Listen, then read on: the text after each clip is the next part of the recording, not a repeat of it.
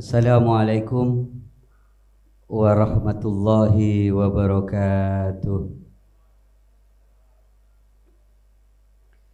Alhamdulillahi rabbil alamin.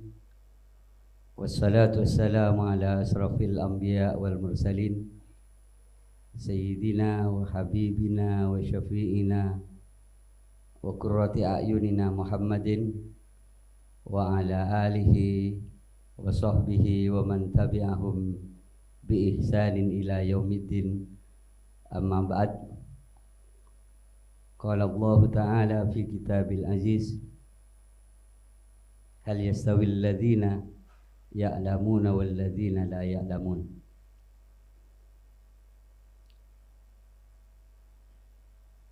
Hadratul mukarramun, para habaib, para asatid,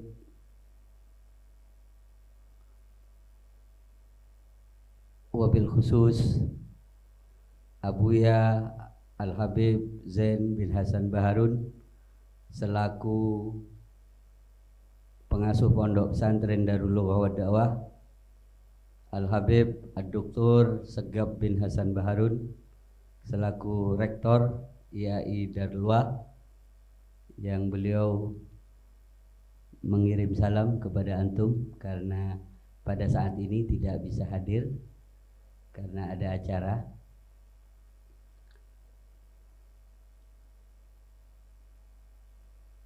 Yang kami muliakan Ad-Doktor Al-Habib Zainal Abidin Belfaqih selaku Direktur Pasca Sarjana IAI Dalwah,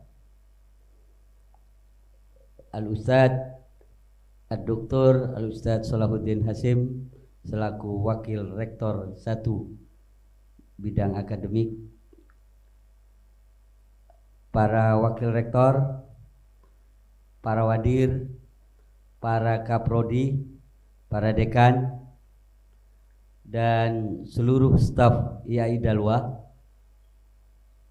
yang kami muliakan. Tamu kita yang pertama adalah Al-Ustadz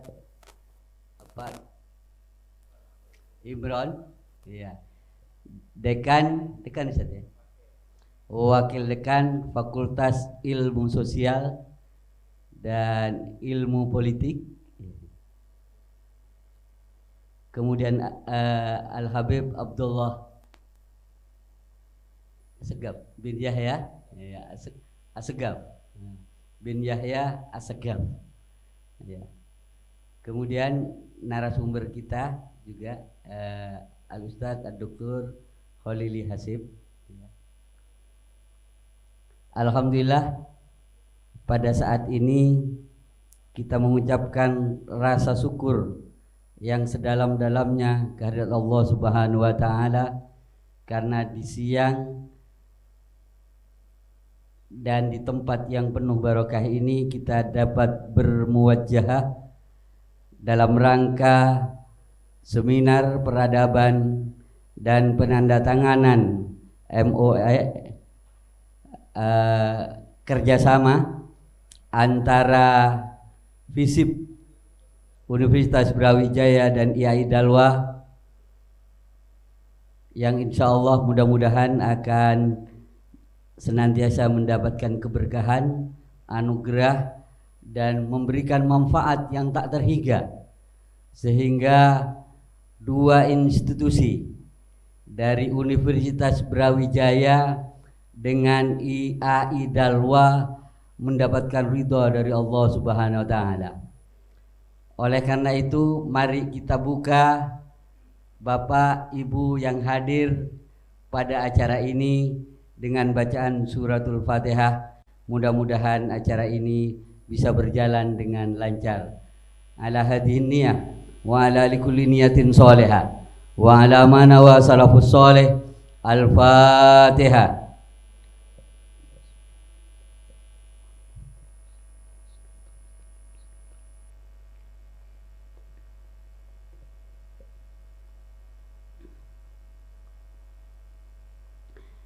Untuk acara kedua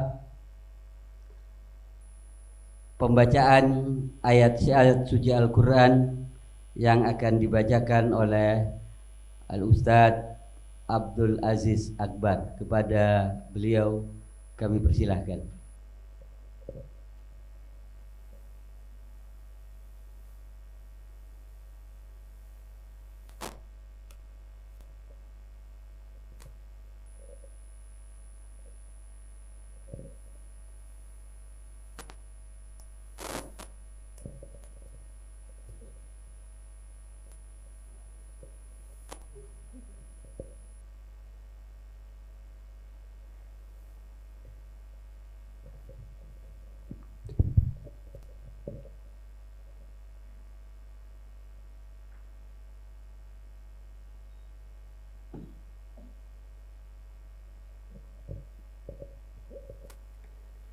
Assalamualaikum warahmatullahi wabarakatuh.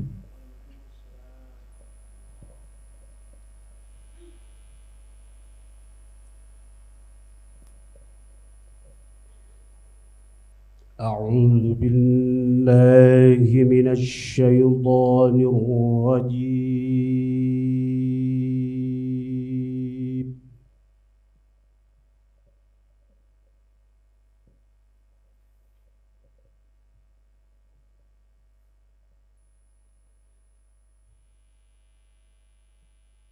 Bismillahirrahmanirrahim.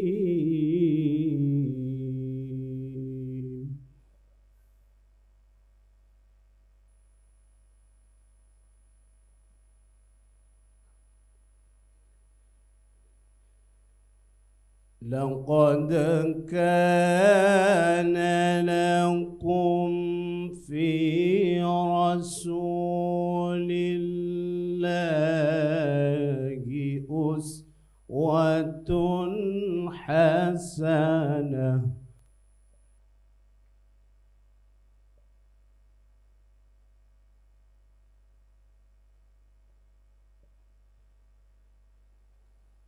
لمن كان يرجو الله واليوم الآخر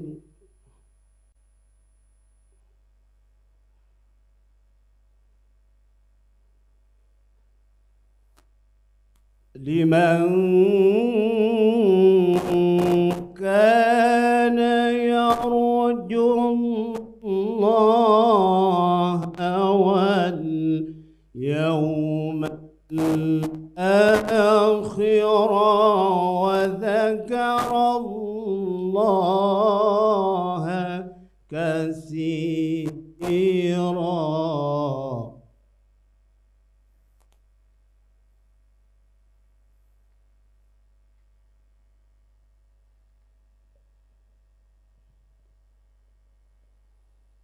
لقد كان لكم في رسول الله أسوة حسنة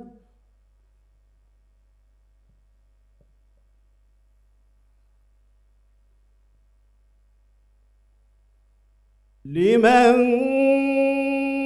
كان يرجو الله واليوم الآخر وذكر الله كثيرا.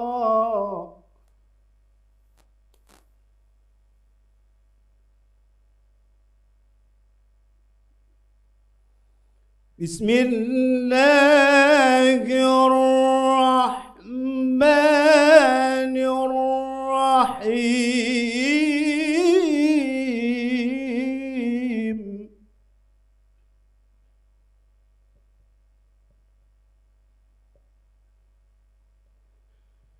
وإذ تأذن ربكم لئن شكرتم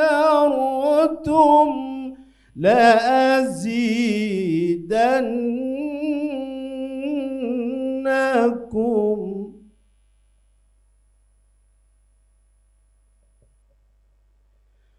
لئن شكرتم لأزيدنكم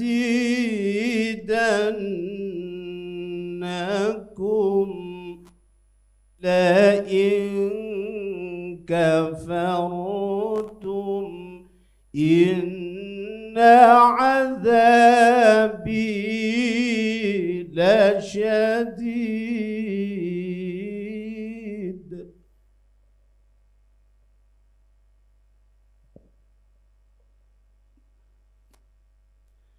لئن شكرتم لأزيدنكم ولئن كفرتم إن عذابي لشديد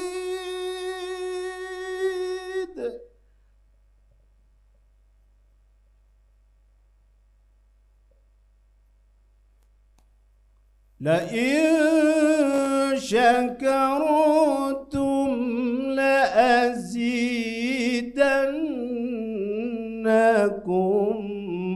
ولئن كفرتم إن عذابي لشديد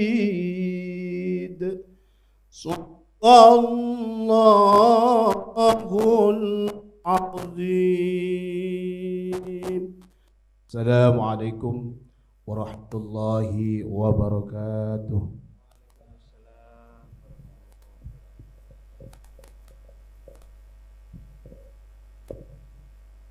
Demikian pembacaan ayat suci Al-Quran yang telah dibacakan oleh Al-Ustadz Abdul Aziz Akbar. Beliau adalah dosen di Fakultas Ekonomi Darul Uwa Da'wah.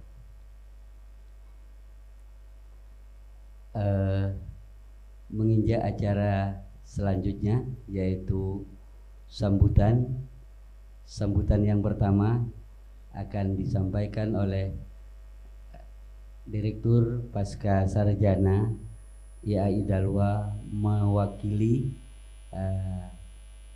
IAI Dalwa kepada Dr. Al-Habib Zainal Abidin Bulfegi. Kami persilakan.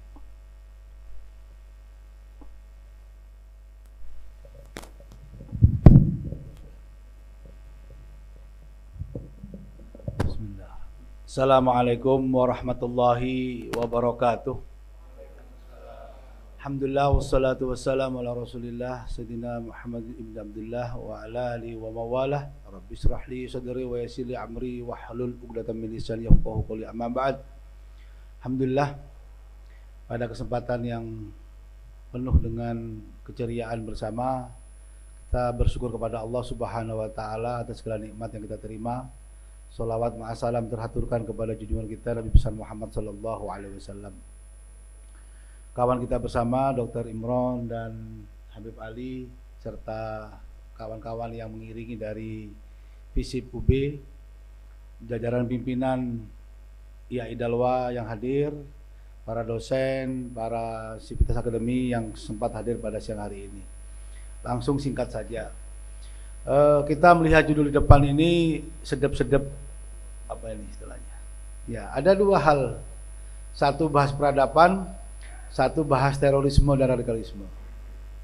Yang pertama bagus, yang kedua ini agak mengerikan. Ya. Nanti kita akan dengar bersama tentang definisi ini semua, agar kita agak tercerahkan gitu kan.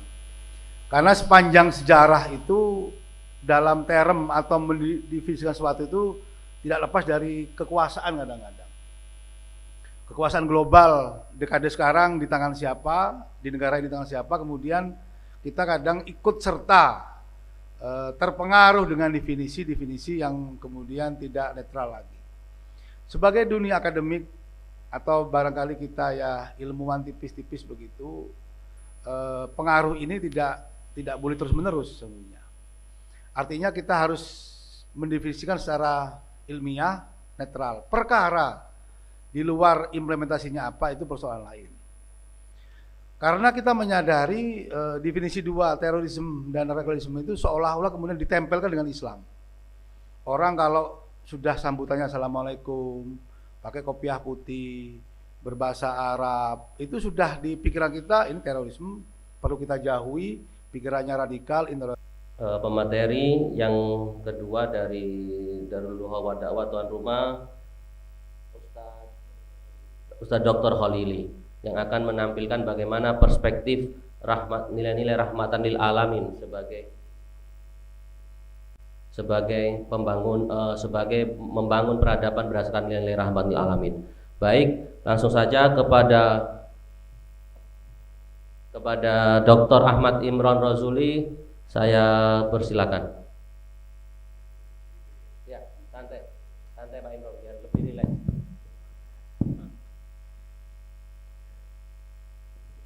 Baik, bismillahirrahmanirrahim. Langsung saya coba melanjutkan dari beberapa hal yang tadi mungkin sudah disampaikan, baik dari Abah Zainal, kemudian juga dari Habib Abdullah. Jadi kalau mungkin boleh saya menggunakan media ini. Jadi para hadirin sekalian, kalau kita melihat tadi mungkin sekilas di meja makan itu saya sampaikan begini. Ini ada dua hal yang mungkin saat ini paling ditakuti gitu ya. Di sini ada corona gitu ya. Di sini ada teroris. Dua aspek ini sebetulnya memiliki sifat yang sama, dalam hal ini dianggap gitu ya. Ini mematikan. Nah, persoalannya kemudian kalau orang itu sudah sakit, tadi mungkin Abah Zainal sudah menyinggung ini, yang justru kita masalahkan itu adalah tentang ininya, coronanya, bukan orangnya yang sakit. Jadi kalau panjenengan sempat misalkan, mohon maaf supaya semoga tidak gitu ya, pernah diisolasi di sebuah tempat misalkan, orang datang pakai baju lengkap namanya APD itu, terus kemudian dia misalkan ini ngasih makanan, dia segera bagaimana supaya segera kabur dari situ, karena ini menakutkan. Nah, kenapa menakutkan? Karena ini dianggap tadi ini sesuatu yang mematikan, padahal kalau diingat ini juga makhluk. Nah, ketika ini diisolasi orang yang sakit, maka yang terjadi, mohon maaf, beliau lebih banyak stres secara psikologis, kemudian ini menjadi justru lebih sakit, diem, nggak mau makan dan lain-lain. Nah, ketika inilah justru kondisi yang menurut saya secara kemanusiaan kita itu rentan. Saya tarik ke sini. Kenapa ini terjadi? Dan kenapa kemudian kita, mohon maaf misalkan dalam konteks ini adalah Islam, ini yang sangat keliru. Ketika kemudian teror itu seolah-olah Islam. Nah, Habib Abdullah punya data misalnya di kasusnya di New Zealand, penyerangan di masjid, siapa yang melakukan? Nah, hal seperti itu jarang yang kemudian terekspos. Nah, persoalannya apa kemudian? Terjadi apa yang disebut dengan Islamofobia, ketakutan kepada Islam. Yang ini kemudian diidentikan dengan aspek ini yang seolah-olah ini adalah sama. Sehingga di dalam hal ini bagaimana sebetulnya ketika kita perlu menangani ini nanti, antara yang kena corona, mungkin panjenengan sudah sehari-hari mungkin sudah terbiasa ketika ada tetangga yang ini isolasi tadi yang saya maksud di tempat tertentu, di rumah sakit atau misalnya di rumah sakit kemudian dibukakan tenda, itu pun secara medis tidak boleh. Karena tidak kemudian itu menimbulkan hal yang kemudian tidak bisa steril tempat itu misalnya. Maka kemudian misalnya di rumah, kita sudah terbiasa kalau tetangga ada yang terisolasi, mengisolasikan diri di rumah, misalnya kita bantuan, memberikan bantuan. Ini bentuk modal sosial, rasa saling kita yang sebetulnya masih ada, masih kuat ini sebetulnya di dalam hal ini tentang bagaimana kita saling memberi. Nah, persoalannya agak berbeda dengan yang di sini. Saya beberapa kali bicara dengan teman-teman dari 88 gitu ya, kan ada 86, ada 88 gitu. Saya nggak tahu kayak yang 86 itu apa. Ya siap bro, nah, gitu kan. Ini yang 86. Nah ini yang 88 ini. Ya. Nah itu. Siap bro juga gitu kan. Nah, mereka saat ini coba kami tarik ke kampus untuk kami sering membahas atau kemudian membuatkan media bagi mereka bagaimana menangani terutama tindakan preventif kemudian juga kuratifnya. Satu hal yang diinformasikan, misalkan begini, ini di tempat-tempat umum, warung, kemudian mungkin tempat-tempat yang lain yang banyak kerumunan, itu ada kotak amal. Ya. Ada indikasi sekarang mereka mainnya dengan cash, tidak lagi proses transfer. Ini media untuk mengumpulkan donasi. Ini bahasanya teman-teman Densus ya. Jadi mereka naruh kotak-kotak itu, bikin banyak yayasan yang dalam tanda kutip dianggap tadi agak menyamping gitu ya. Bikin yayasan, terus kemudian untuk mendanai pembiayaannya. Ada tiga segmen, ada segmen 1, 2, 3 proses untuk masuk di dalam jaringan ini. Nah, ketika ini di sini, kami berharap nanti kita bisa mengantisipasi. Tadi mungkin Mas Abdullah nyampaikan data anak-anak muda itu banyak yang kemudian terpapar dengan ini. Karena bagi mereka gaya harus dilawan. Radikal itu kan pengennya berubah, sesuatu yang apa ini nggak dan lain sebagainya. Maka mereka harus dilawan. Nah ini yang paham yang disebut dengan radikal secara sederhana. Kalau sudah seperti itu, maka mudah sekali ini. Padahal ini hanya label tadi, misalnya. Ini bukan Islam yang sungguhnya. Katakanlah seperti itu. Nah ini yang pada akhirnya perlu tindakan preventif sampai pada kuratif. Preventifnya bagaimana? Fungsi lembaga-lembaga sosial di kita ini yang hilang. Jadi misalkan di lingkungan kemudian rasa percaya kepada tetangga, rasa percaya dalam sebuah komunitas itu banyak yang hilang. Artinya karena banyak hal. Maka saya masih sangat percaya, dan kemarin saya ketemu dengan dari teman-teman Pondok Peta dari Tulungagung gitu ya. Bagaimana mereka misalkan memastikan supaya misalnya nih contoh tadi vaksin di wilayah Tulungagung itu bisa jalan. Siapa yang turun? Santri yang memberikan pengertian kepada masyarakat. Dan itu berbondong-bondong akhirnya. Sekian puluh ribu dalam tempo jarak sebulan karena sedang harus mendekati kadaluarsa itu sudah bisa tersalurkan vaksin. Nah seperti itu. Ya, walau alam percaya tadi mungkin disampaikan bahwa memang corona ini percaya tidak percaya ya memang ada, gitu. Ada namanya virus yang disebut dengan delta itu. Ini proses mutasi, iya. Ini masa keemasannya corona. Artinya dia ganteng, wayu, terus kemudian tinggi, langsing, pokoknya mantap. Secara virus maksudnya gitu ya. Tapi dia menua, pelan-pelan menua. Makanya kenapa sekarang kok melandai? Nah ini kira-kira. Nah, kita berharap sama. Dalam hal memerangi virus berarti kita juga perlu nanti bagaimana supaya kita juga memerangi terorisme. Supaya apa? Apa yang kita harapkan baldatun thayyibatun warabun ghafur itu bisa. Indonesia bisa itu. Tapi Indonesia itu diusik terus. Saya di sebelahnya visi itu ada asrama yang 3 atau 4-nya itu dari mahasiswa Sudan. Nah, mereka saat ini sedang dikoyak-koyak di Sudan itu. Setelah revolusi seminya Tunisia, kemudian tadi saya bilang Libya. Libya waktu zaman itu 40.000 US dollar income per kapita, pendapatan penduduknya per tahun.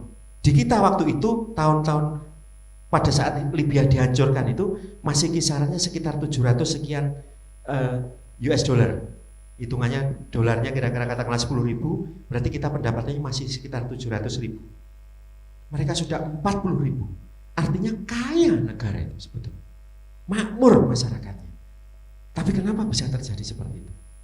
Berarti ada tangan-tangan tidak kentara, the invisible hand yang dari eksternal tadi. Maka disinilah benteng kita dalam konteks kita preventif dan kuratif untuk salah satunya menanggulangi ini. Karena isu ini berkaitan dengan ini yang di bawah untuk proses menghancurkan ini. Maka cara kita bagaimana? Lewat pendidikan. Ini yang kuncinya kita.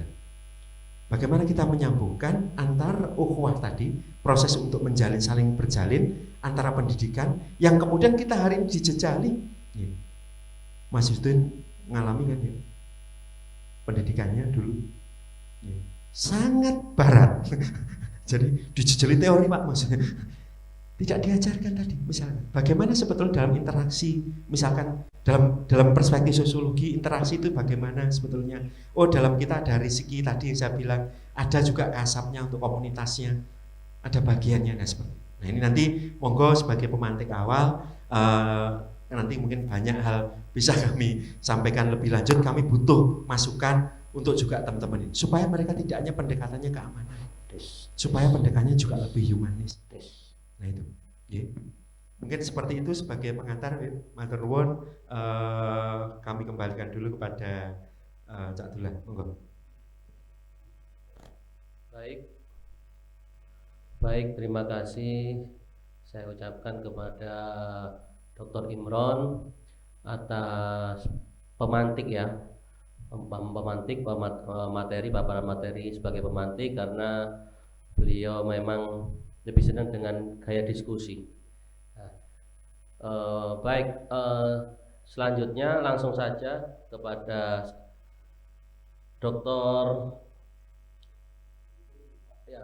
Khalili. Baik, sebelum ke Dr. Khalili, saya ucapkan selamat bergabung bagi peserta seminar lewat daring atau Zoom ya. Terima kasih atas partisipasi kehadirannya. Baik, kepada Dr. Khalili saya persilakan.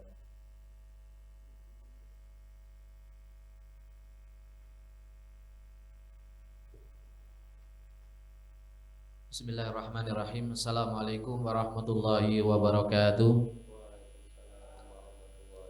Alhamdulillah wassalatu wassalamu ala Rasulillah wa ala alihi wa sahbihi wa man walah. La haula wa la quwata illa billah. Subhanaka la ilma lana illa ma 'allamtana innaka antal alimul hakim.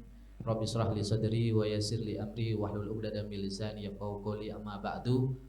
Yang sama-sama kita hormati Rektor IAI Dalwa Dr. Habib Segaf Baharun, Direktur Pascasarjana Dr. Habib Zainal Abidin Bilfaqih, para dosen, para wakil direktur, dekan, kaprodi, dan para ustadzah, khususnya tamu kita dari Universitas Brawijaya yang kami hormati, Dr. Abdullah Assegaf, yang kami hormati Dr. Imron, serta rombongan yang lain dari Universitas Brawijaya. Ahlan wa sahlan bi hudurikum. Sesungguhnya saya juga pernah di Brawijaya, Pak. Tahun 2001 saya masuk CSN. Dulu ada CSN Kopma, Koperasi Mahasiswa. Saya masuk 1 tahun untuk ambil program 1 tahun bahasa Inggris. Tapi sekarang sepertinya gedungnya sudah tidak ada dan programnya sudah tidak ada. Gedungnya masih ya, alhamdulillah. Tapi programnya sudah nggak ada. saya pernah ke sana udah nggak ada gitu. Ya bahasanya tipis-tipis saya pernah di bagian dari lah begitu.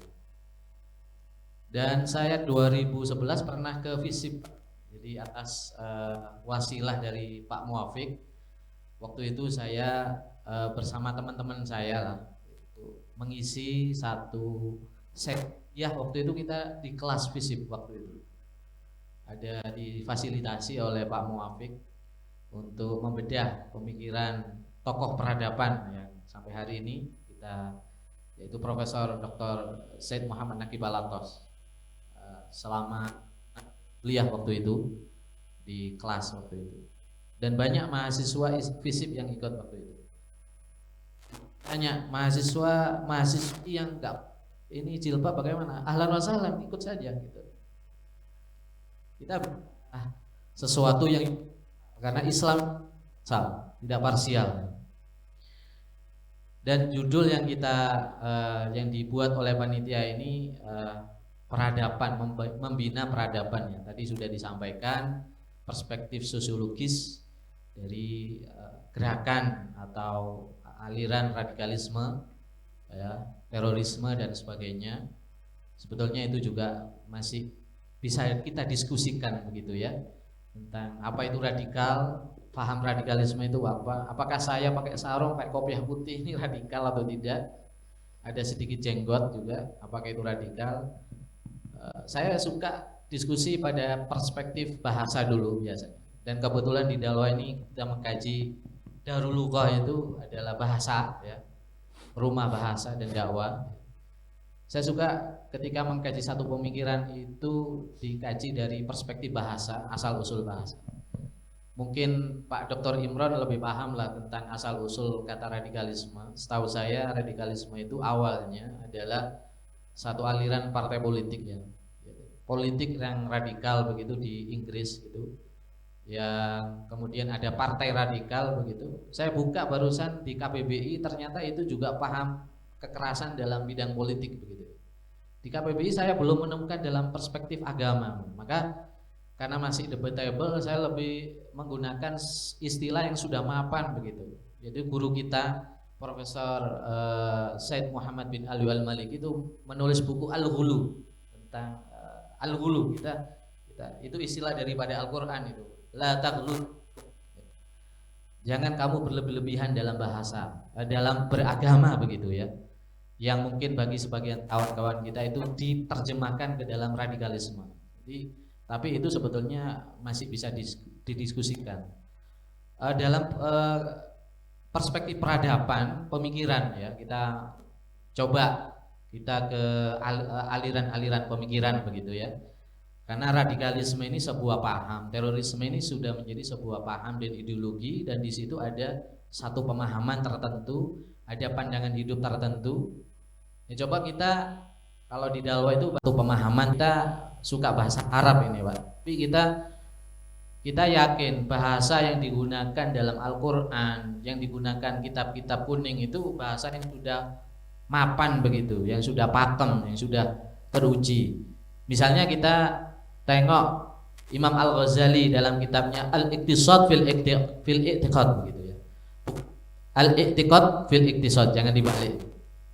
Al-Iqtisad itu istilah menarik, kalau bahasa sekarang Al-Iqtisad itu ekonomi ya. Jadi barangkali ini ekonomi dalam berkeyakinan, itu maksudnya adalah tidak berlebih-lebihan, tidak gulu gitu. Tidak gulu dalam berkeyakinan gitu. Dan itu sebetulnya esensi atau ajaran Islam itu tidak gulu ya, tidak gulu. Dan tadi sudah ada penjelasan dari perspektif sosiologis dari Bapak Dr. Imron. Saya mencoba melihat dari angle yang lain supaya kita pemahaman utuh dalam melihat persoalan ya. Kita mencoba melihat dari perspektif pemikiran dan peradaban begitu.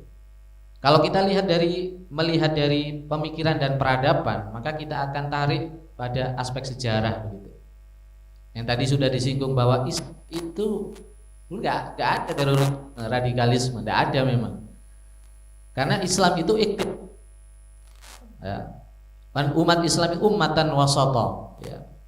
Umat berlebihan ya, aspek. termasuk dalam beragama begitu. Nah, kalau kita bicara perspektif peradaban bangsa Indonesia, ya, kita umat Islam menjadi apa di Indonesia. Ini Islam Indonesia ini Islam di Indonesia ini kategori yang mana ini ya? Kategori bau-bau radikal, hulu atau bagaimana? Kalau kita bicara sejarah ini menarik. Jadi menarik. Ketika itu saya membahas di FISIP, waktu itu ada kajian tahun 2013 kalau salah. Salah satu temanya adalah peradaban Melayu Nusantara waktu itu. Peradaban Melayu Nusantara. Nah, ternyata ada yang menarik dari aspek ini ya. Dari aspek ini ternyata memang sejak awal dari para pendakwa kita itu cara pandangnya iktisadi, tidak hulu. Jadi ulama-ulama datang ke Indonesia membawa ajaran Islam begitu ya. Ya dari Hadramut. Ini bukan ulama-ulama yang biasa-biasa ya. Kalau bahasa di sejarah biasanya pedagang. Pedagang itu identik dengan sesuatu yang bukan ilmu, bukan ahli ilmu. Sebenarnya mereka ini ahli ilmu, bahkan guru kita Profesor Said Muhammad Niki Palatas itu membuat istilah menarik dari istilah ini. Yaitu mereka ini profesional misionaris par excellence. Itu menarik istilahnya. Jadi pendakwa itu istilahnya misionaris profesional di situ. Jadi bukan asal-asalan mereka datang dari Hadramut ke tanah Melayu, ke Nusantara ini. Jadi membawa satu gagasan penting di situ. Dan tidak pernah berkonfrontasi. Tidak pernah terjadi konfrontasi, tidak pernah berkontroversi, ya, tidak pernah melakukan tindakan yang disebut terorisme, tidak. Yang menarik adalah salah satu tokoh misionaris ini, profesional misionaris ini ada namanya, kita sudah kenal kalau di Jawa Timur saya kira, Syekh Jamaluddin Al-Akbar, ya, atau dikenal Syekh Jumadil Kubro. Itu dari Campa, itu cucu kelima daripada Sahibul Mirbad. Ya, itu cucu kelima. Apa yang beliau lakukan di situ? Pada tahun 1399, itu zaman 1345, zaman kejayaan Majapahit, yaitu Raja Brawijaya, Raja Hayam Wuruk dan patihnya Gajah Mada begitu. Ya. Itu pernah menyerang kerajaan Aceh, Samudra Pasai, dan berkali-kali itu menyerang, memang tidak berhasil untuk menguasai, tapi Aceh waktu itu sempat kalah dan sampai masuk istana. Apa yang dilakukan oleh Raja Aceh? Tidak ada balasan ekspedisi militer atau apa menyerang tanah Jawa, tidak. Apa yang dilakukan? Mengundang Syekh Jumadil Kubro untuk datang ke Aceh, minta fatwa, nasihat. Apa yang harus kita lakukan dalam kondisi seperti ini? Ada ancaman dan sebagainya. Kemudian beberapa tahun berikutnya Syekh Jumadil Kubro ternyata datang. 5 tahun berikutnya datang ke kerajaan Majapahit dan diterima dengan baik. Bahkan dibuat tempat di situ. Akhirnya berdakwah dan akhirnya keturunannya Sunan Ampel dihadiahi oleh raja terakhir. Kalau nggak salah Raja Brawijaya ya. Brawijaya 5 itu raja terakhir, satu tanah Ampel Denta. Jadi bayangkan di situ, dibalas dengan dakwah, dibalas dengan apa istilahnya pembudayaan Islam, bahasanya begitu, pembudayaan Islam. Itulah Islam yang sesungguhnya. Jadi kalau bicara memang institusi, memang bicara personal kita bisa, memang orang-orang hebat di situ, betul-betul profesional, misionaris memang. Lalu apa yang dibawa di situ? Apa yang didakwahkan? Nah ini yang menarik juga. Apa yang didakwahkan di situ? Yang didakwahkan apakah ini yang perlu kita tiru dari umat Islam sekarang? Bahwa kita itu sudah terlampau jauh dengan Imam Al-Ghazali, dengan pemikiran al-iktisadi tadi, dengan wasatoy tadi itu.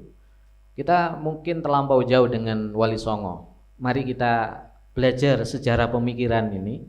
Kita kembali ke sana, meneladani para ulama-ulama kita, bagaimana para Wali Songo itu mengenalkan, menyemaikan satu peradaban. Jadi peradaban itu apa sih? Nah, tadi banyak berkali-kali peradaban. Peradaban itu dari kata adab.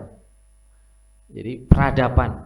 Jadi apa yang dimaksud peradaban? Kata Prof. Naqib Alatas, peradaban itu adalah di dalamnya ada ragam budaya, ya, diversity of culture Muslim. Jadi tidak ada tunggal budaya yang tunggal, tidak ada, tapi ragam budaya. Tetapi ragam budaya ini telah dimasuki oleh nilai-nilai Islam.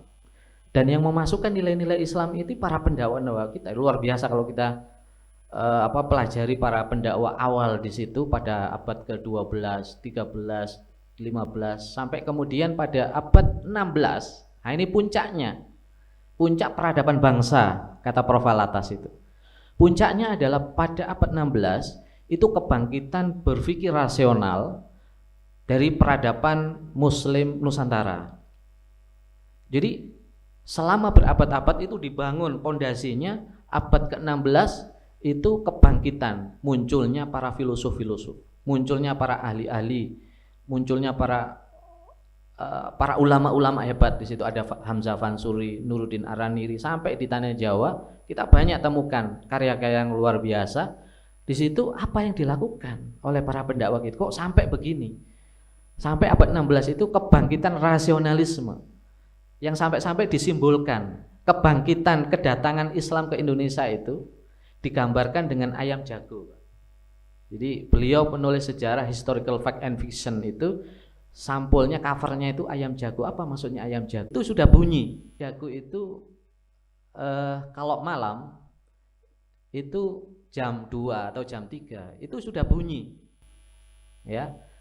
Sudah bunyi berkokok membangunkan manusia yang sedang tidur. Jadi kedatangan Islam ini bagaikan ayam jago. Masyarakat kita itu sebelumnya tertidur peradabannya.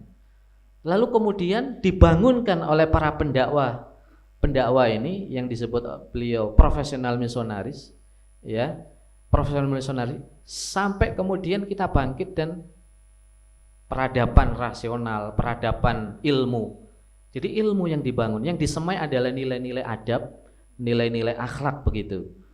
Itulah yang perlu kita teladani. Dan media apa yang digunakan? Media yang digunakan adalah bahasa di situ. Mengenalkan bahasa. Maka di situ terjadi istilah, ya, islamisasi bahasa. Jadi bahasa Melayu ini dipilih oleh para pendakwa. Itu karena bahasa Melayu ini masih perawan istilahnya, nggak kemasukan apapun, ya kemasukan Hindu-Buddha tapi tidak banyak. Akhirnya karena perawan ini akhirnya dipinang oleh para pendakwa ini, dipinang, kemudian di situ dimasuki istilah-istilah Arab Islam, istilah Islam, akal, ya, kemudian diwan, kursi dan sebagainya, yang jumlahnya dalam penelitian itu 40%. Itu penelitian dari Kemenak tahun 80 itu saya baca. Serapan bahasa itu sampai 40%. Jadi 40% bahasa yang kita gunakan itu dari bahasa Arab. Nah, ini adalah sebuah cara bagaimana memasukkan nilai-nilai peradaban ke dalam pikiran penduduk lokal pribumi dengan melalui bahasa. Saya kira Fakultas FISIP ini, ya, Fakultas Ilmu Sosial dan Politik itu sangat dinamis untuk bisa melakukan hal ini. Jadi banyak hal yang bisa dilakukan gitu. Baru-baru ini saya juga diundang oleh Universitas Andalas, Fakultas Ilmu Sosial Politik juga, FISIP Universitas Andalas, untuk kuliah umum mahasiswa, seluruh mahasiswa tentang Islamisasi ilmu sosial. Ya, saya bukan orang sosial begitu. Agak susah juga match, kan saya orang Islamic Studies, ya. Kemudian mereka orang sosial. Jadi banyak diskusi-diskusi yang harus dibahas lebih lanjut ternyata waktu itu. Tapi saya kemudian membahas yang sederhana saja. Kebetulan saya ada jurnal tentang konsep manusia. Ayo teman-teman kita bahas konsep manusia, karena di situ ada prodi sosiologi, ada prodi psikologi waktu itu. Ayo kita bicara konsep manusia dalam perspektif para ulama kita. Ternyata luar biasa, teman-teman ini haus. Teman-teman FISIP haus waktu itu. Oh ternyata dalam turos Islam itu kaya banget, sangat kaya. Kita kalau mengkaji itu sampai muntah-muntah pun bisa gitu. Jadi banyak yang harus kita gali dan banyak yang belum kita sentuh. Nah ini persoalnya kenapa nggak banyak yang menyentuh? Ya bahasa Pak Dr. Imron tadi, memang paradigma keilmuan itu kita sudah diceraikan antara ilmu duniawi dan dengan ilmu agama. Karena sudah terlalu lama bercerai, akhirnya yang ilmu agama, saya Islamic Studies nggak ngerti ilmu sosial dan sains, yang ilmu sosial sains nggak ngerti ilmu agama, sehingga nggak akan ketemu. Kapan ketemunya? Alhamdulillah hari ini ternyata bisa ketemu. Mudah-mudahan ini silaturahim, ya namanya silaturahim ilmiah begitu ya. Silaturahim ilmiah. Apa yang saya kita gagas, bagaimana memasukkan nilai-nilai Islam ke dalam ilmu sains dan sosial. Sedangkan kita nggak ngerti ilmu sosial dan sains. Ternyata alhamdulillah tadi Dr. Imron bicara singkat tadi, ternyata Universitas Brawijaya juga menginginkan bagaimana menggali nilai-nilai Islam dalam keilmuan ilmu sosial itu. Ya, akhirnya ternyata kita satu hati, Pak. Nah, kita bisa nyambung dengan bersatunya antara ahli dalam ilmu syariah, dalam ilmu sains, itulah akan terbangun peradaban bangsa. Peradaban itu nggak akan terbangun kalau kita masih bercerai-berai begini. Ya, kita masih pisah-pisah gitu, nafsi-nafsi.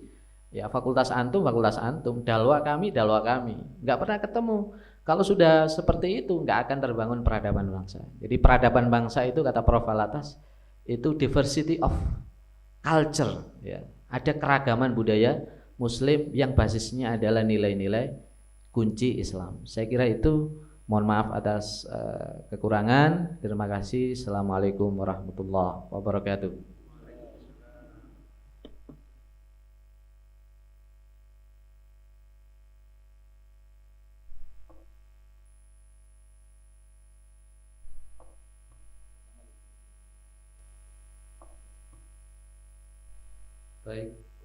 Baik, terima kasih kepada Dr. Khalili atas penyampaiannya yang sangat inspiratif. Di sini saya akan mereview sedikit agar kita tidak lupa dan bisa menangkap dan menanggapi lebih lanjut.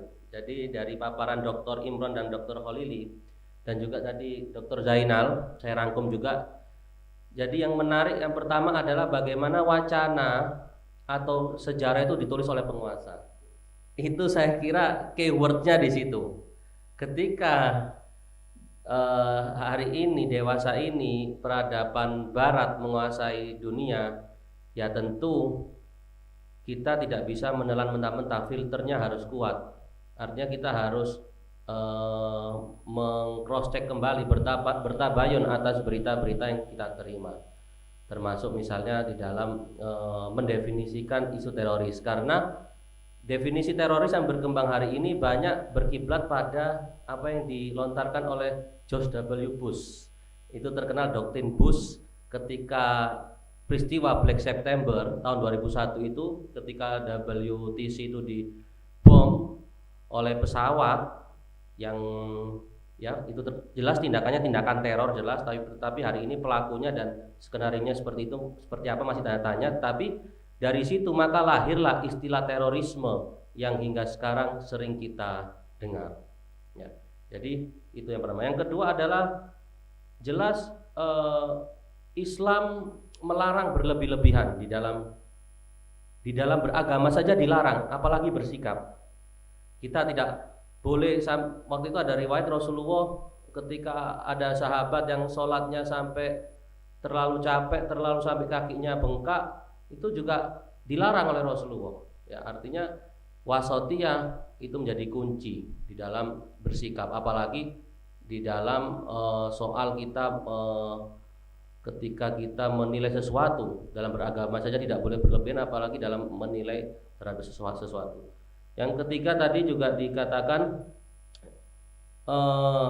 ada dua hal hari ini dalam penanganan tindakan radikalis dan terorisme. Dalam bahasa BNPT itu kita kenal deradikalisasi dan kontraradikalisme. Nah, apa yang disampaikan para pemateri tadi, saya menangkapnya adalah lebih menekankan pada kontraradikalisme dengan apa yang disebutkan tadi nilai-nilai rahmatan lil alamin. Jadi menginternalisasikan, mengkaji ulang bagaimana sejarah-sejarah para ilmuwan, biografi salafun saleh. Sekarang misalnya begini, siapa sih yang tahu Habib Abu Bakar bin Muhammad As-Segaf Gresik? Berapa tahun beliau berkhalwat? Ya, saya meskipun dari ilmu sosial, alhamdulillah saya tahu biografi Habib Abu Bakar berkhalwat. Ya, berapa tahun, dan ketika keluar dari khalwatnya apa yang dilakukan? Proses daripada berkhalwat, menahan diri dari nafsu, tentu ini sangat jauh dari apa yang kita namakan misalnya tindakan-tindakan yang mengarah pada intoleransi, kekerasan, dan tidak pernah ada bahasan itu. Dan memang Islam jauh dari hal-hal seperti itu. Yang disebarkan oleh para aslafun saleh atau para ilmuwan, saya menyebutnya ilmuwan, mungkin kalau sekolah sudah di atasnya guru besar ya, karena banyak pencapaian-pencapaian penulisan kitab dan itu memenuhi syarat untuk menjadi profesor ya. Jadi bagaimana beliau hanya mengajarkan soal akhlak. Bahkan orang tua kita dulu ya, Dr. Zainal, kalau mau makan itu tidak asal, ini dari mana? Kehalalannya ini dipastikan, warok.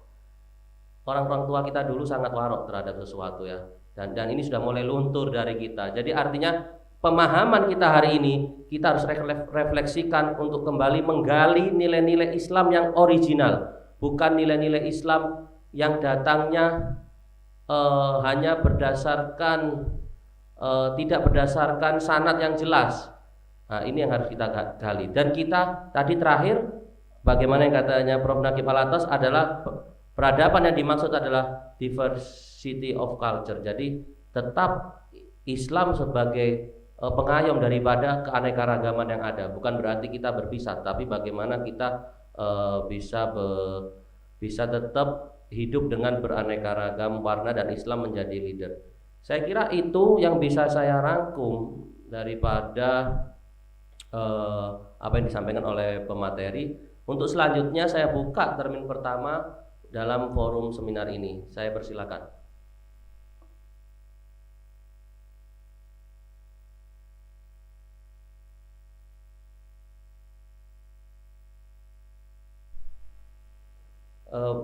Baik, sudah ada 3 ya.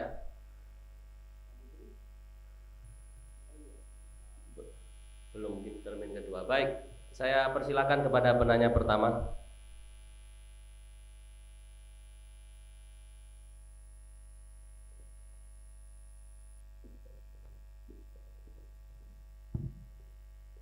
Izinkan saya berdiri. Bismillahirrahmanirrahim. Assalamualaikum warahmatullahi wabarakatuh. Yang saya hormati dari Fakultas Ilmu Sosial dan Ilmu Politik Universitas Brawijaya, yang saya hormati juga para narasumber yang ada di forum. Pertanyaan saya sederhana begitu. Bagaimana konsep ilmu sosial politik itu dalam mencerna peradaban, sehingga kemudian teori Auguste Comte itu bertemu dengan teorinya Ibn Khaldun. Itu konsep yang pertama. Kemudian yang kedua, kira-kira sampai di mana gerak peradaban sekarang itu? Peradaban modern, peradaban liberal itu kemudian kita bisa nafikan. Kalau kemudian kita mengangkat peradaban Islam adalah salah satu di antara peradaban dunia baru dalam era new kenormalan baru, kira-kira begitu. Saya kira 2 itu aja. Terima kasih.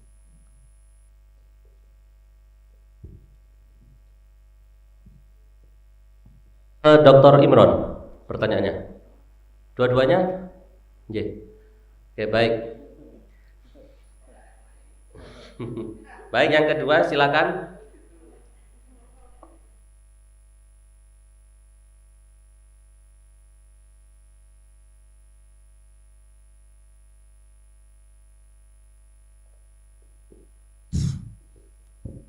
Terima kasih penjelasan dari FISIP UB dan dari Dalwa.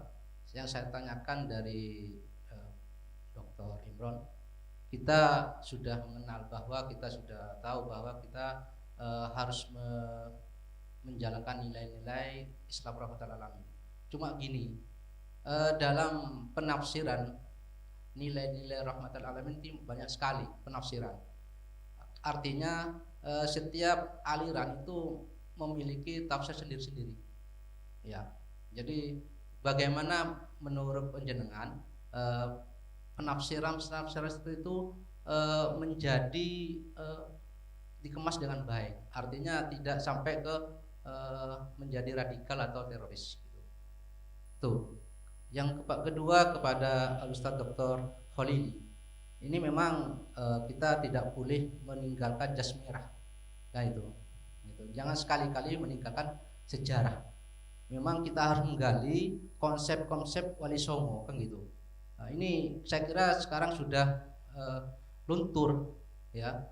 Islam wasaton atau Islam moderat sekarang sudah mulai kita ngurangi kan gitu. Khususnya dari pemuda-muda, apalagi sekarang ada Bah Google, gurunya sekarang Google kan gitu. Gimana menurut Ustadz Khalili konsep-konsep ulama biar dimunculkan lagi kan gitu? Karena ulama Wali Songo sekarang banyak yang meragukan kan gitu. Jadi ada yang Wali Songo tidak ada. Nah itu akan menimbulkan konsep-konsep radikal ada nanti. Kalau memang dihilangkan jasa-jasa ulama Wali Songo itu, nah, kan gitu. Sebagai motivator ulama wasaton kan di Indonesia ada 2 kan gitu, organisasi besar. Cuma sekarang dikikis pelan-pelan, akhirnya ulama-ulama kita banyak tidak dipercaya kan gitu. Apalagi sekarang medsos sudah luar biasa, ada yang pemaham ini dan itu gimana menurut Ustadz Khalili? Terima kasih.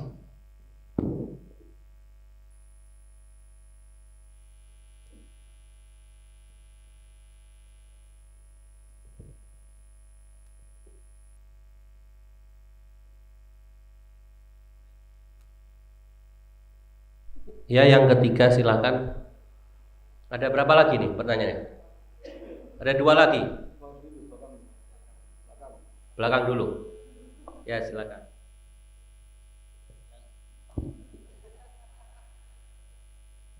Iya, kita batasi 4 ya, 1 termin ya, karena waktunya sudah jam 15 lewat. Terima kasih. Assalamualaikum warahmatullahi wabarakatuh. Bicara peradaban, tadi apa yang saya dengar itu kita membahas dari bahasa dulu, dari kata adab. Tapi dalam bahasa Arab itu ada peradaban itu dimaknakan dengan hadharah. Mungkin itu perlu dijelaskan. Yang kedua, bahwa rahmatan lil alamin itu bicara alamin itu kan dari berbagai alam yang ada.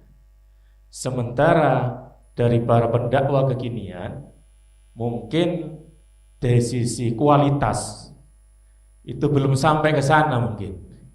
Yang dibangun hanya rasionalisme, tapi spiritualisme itu kurang. Yang sehingga disitulah tidak bisa menembus peradaban yang diharapkan mampu menjadi rahmatan lil alamin.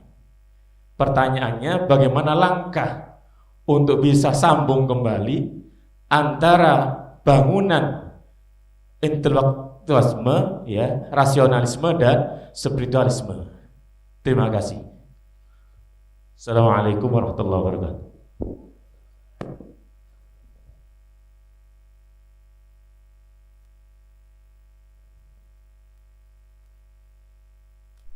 Masya Allah atas pertanyaannya, saya juga cukup terinspirasi tadi ya, membangun spiritualisme dan rasionalisme. Sangat menarik ini nanti untuk didiskusikan. Baik, yang terakhir, tafadhol.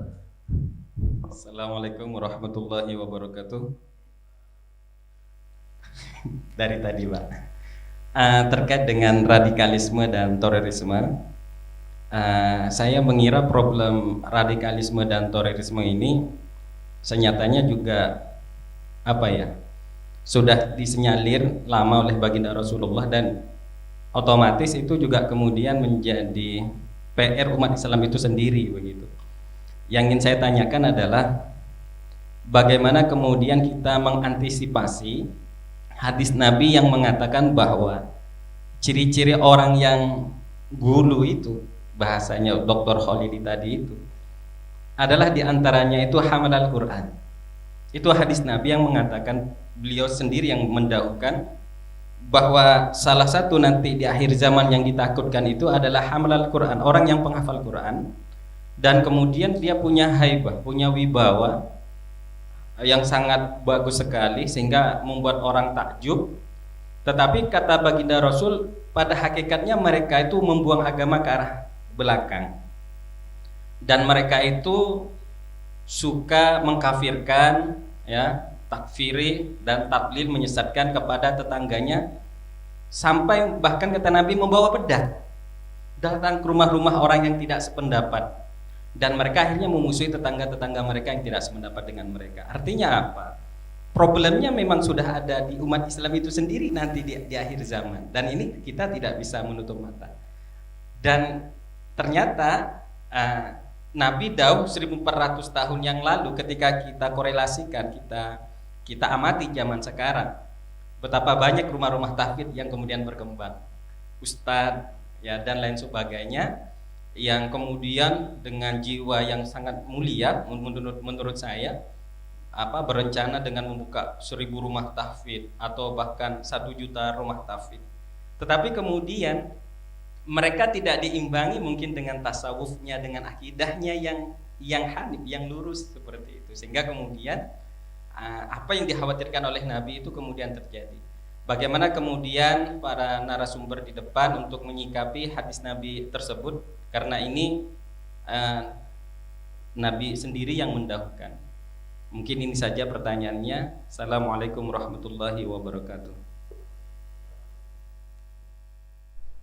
Masya Allah, pertanyaannya ini kayak ini mahasiswa doktoral semua, Dokter Zainal ya.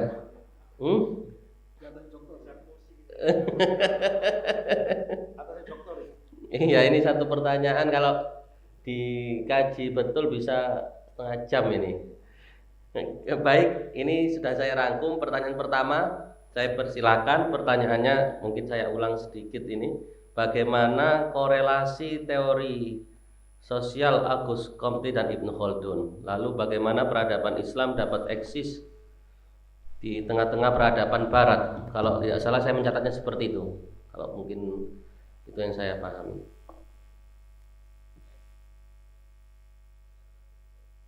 Persilakan. Yang terakhir tadi, sinten namanya, Mas? Mas Dr. Surya. Hebat ya. Ya, terima kasih para ustadz ini ya, Mas Dr. Surya, Mas Abdul Qadir, kemudian juga Mas Dr. Juweni sama Mas Ubedillah tadi yang kedua. Jadi begini, kalau kita bicara tentang peradaban Islam itu sebetulnya kan tahunnya kira-kira 600 sekian, 1 Hijriah gitu ya, mulai awal ketika kemudian disebut dengan konsep Madaniyah gitu ya. Maka sekarang diadopsi menjadi masyarakat madani gitu kira-kira. Nah, di dalam hal ini sebetulnya kalau kita bicara pada dimensi yang lain, mungkin panjenengan pernah ke Candi Borobudur. Candi Borobudur itu dibangun pada abad ke-7, kurang lebih 600 sekian juga oleh dinasti Kalingga di daerah Magelang itu. Ada sisi lain dalam konsep peradaban itu, yang itu adalah menjadi buah akal budi istilahnya. Nah, buah akal budi ini kemudian termanifestasikan dalam bentuk misalkan struktur tadi. Di Mesir juga ada. Fir'aun apa enggak punya peradaban? Punya. Dengan piramid, dengan ini yang luar biasa. Nah, Tetapi dalam konsep kemudian ke depan ketika saya bicara tentang Madaniyah tadi, maka kemudian muncullah harapannya bahwa apa yang tersambung gitu ya dalam konsep rasionalitas tadi mungkin bagus sekali dari sebentar tadi Mas Abdul Qadir yang di belakang gitu ya tentang spiritualitas dan rasionalisme. Nah, kalau ditarik sebelumnya dalam konsep perkembangan Islam itu, maka kemudian muncul fase setelah Kanjeng Nabi, Khulafaur Rasyidin, kira-kira di situ sudah muncul radikalisme belum? Sudah. Ada resistensi yang muncul. Bibit-bibit kemudian. Bagaimana Sayyidina Umar wafat, bagaimana kemudian Sayyidina Utsman wafat.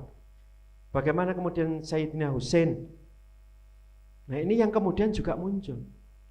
Nah, artinya bibit ini sebetulnya bisa jadi kemudian memanfaatkan instrumen dalam konteks ini adalah Islam, tetapi sesungguhnya mereka bukan Islam, yang kemudian ini ditarik pada akar yang jauh. Nah, perkembangan berikutnya Islam berkembang di masa Bani Seljuk. Setelah itu kemudian pindah ke Turki. Ada Utsman Al-Ghazi di sana. Yang kemudian dilanjut dengan apa yang disebut dengan dinasti Ottoman. Tapi jauh sebelum itu muncul, panjenengan kalau ke Blitar, itu ada makamnya Syekh Subakir. Petilasan, tidak tahu makam atau petilasan. Karena di Magelang juga ada. Beliau ini kira-kira dikirim ke Tanah Jawa itu kurang lebih di abad 9. Berarti 800 sekian Masehi. Artinya jauh sebelum masa Wali Songo itu pun sebetulnya sudah banyak ulama yang berdatang. Dengan cara-cara yang sangat-sangat persuasif. Tadi mungkin Ustadz Khalil nyinggung. Saya bahasa Turki itu ada serapan bahasa Arab. Bahasa Turki ketika kita sandingkan dengan bahasa Indonesia banyak sekali yang mirip. Divan, dipan, konsep dipan itu. Ya. Maksudnya di kita itu kan kayak orang Jawa itu ada budaya pawon gitu ya. Jadi orang Jawa dulu kalau ada tamu itu diajak ke dapur, diajak makan dulu. Nah persis seperti ini tadi saya. Diajak makan dulu supaya saya tidak anarkis gitu. Ya. Jadi kalau perut saya sudah kenyang gitu, akhirnya enak gitu ya, nggak anarkis, nggak emosional gitu. Karena ini bicara terorisme gitu ya. Kalau bisa senjata semua keluar ini nanti kalau enggak gitu ya. Nah di sini sehingga hal seperti ini ternyata ada kecerdasan lokal, spiritualitas sebetulnya yang di situ yang sebetulnya muncul dari akar sejarah kita. Tadi kenapa misalnya saya Jumadil Kubro, kenapa kemudian makamnya ada di daerah Jombang di Mojo Agung ya itu. Karena apa? Ada hubungan apa dengan Majapahit ini? Nah seperti itu. Tadi katanya bukan Gajah Mada, setelah menjadi mu'alaf kemudian namanya Ahmada gitu. Nah ini hal yang kemudian sejarah tadi yang disinggung oleh Mas Abdullah, siapa yang menuliskan? Nah ini yang kemudian. Nah saya tarik lagi, ketika kemudian dinasti Ottoman itu kemudian tumbuh, berkembang, maka kemudian ada hubungan dengan Pasai dan kerajaan Pasai. Ya. Yang ini sebetulnya kita punya hubungan. Maka teman-teman, mohon maaf, teman-teman Hizbut Tahlil, saya menyebutnya Hizbut Tahlil gitu ya. Ya. Itu kemudian menyampaikan bahwa bagaimana kemudian daulah khilafah. Konsepnya mungkin seperti itu ketika dulu Mekah berada di bawah otoritas Ottoman. Nah sekarang siapa? Nggak mungkin, sulit. Maka kemudian bagaimana konsep negara modern ketika tadi mungkin disinggung tentang rahmatan lil alamin dalam konteks kita, Indonesia itu beragam, iya harus diakui. Maka ditulis oleh para pendiri negara itu. Hari ini misalkan tanggal 10 November tahun 45 pada saat itu, bagaimana mereka berdarah-darah berjuang. Nah sementara kita saat ini hanya butuh berkeringat, tidak perlu berdarah-darah. Mestinya kan seperti itu. Berarti butuh apa? Butuh semangat untuk bersama-sama. Tidak perlu berdarah-darah. Karena secara resminya koloninya penjajahnya sudah hilang. Nah sekarang justru yang terjadi karena kita tidak punya musuh bersama, kita mencari sesama teman menjadi musuh. Nah ini yang tadi mungkin ngomong ini kafir, ngomong gitu bid'ah, ngomong ini macam-macam. Maulid bid'ah. Nah, terus kamu ngomong itu enggak bid'ah juga. Nah ini hal yang mungkin akhirnya terus berkembang dan digosok. Nah ini yang pada akhirnya nanti saya melihat mungkin dari yang disampaikan Pak Dr. Join tadi, bagaimana sebetulnya mempertemukan konsep peradaban ini yang kita harapkan gitu ya dalam kondisi kekinian gitu kira-kira.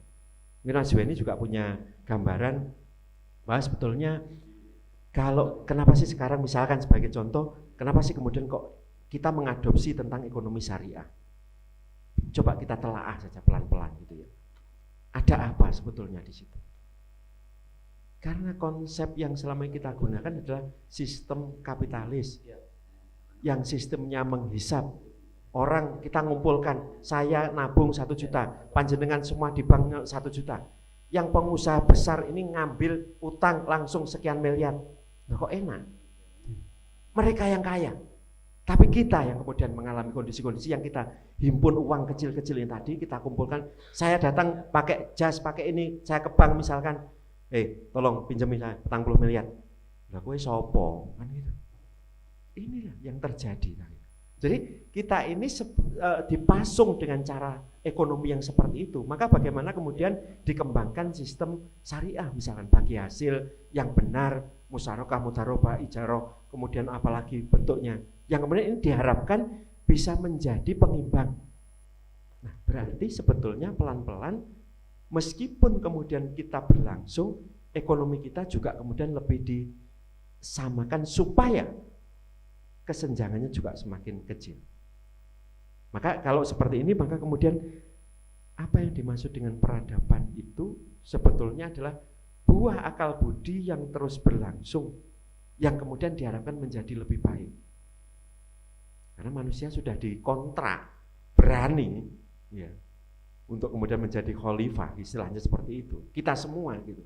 Nah ini yang panjenengan semua mungkin lebih tahu dalam konteks itu, yang kemudian bagaimana sebetulnya juga tadi Mas Dr. Ubaidillah tentang penafsiran yang saya kira nanti mungkin Mas Dr. Kholili, saya menjawab ini nggak mampu, ya Ustaz, ngapunten nggih. Jadi ini ilmu saya cetek banget gitu ya, saya tidak ngatasi istilahnya berkaitan dengan kondisi-kondisi yang supaya tidak menjadi apa istilahnya dari penafsiran hadis tadi kemudian sudah tidak menjadi radikal gitu.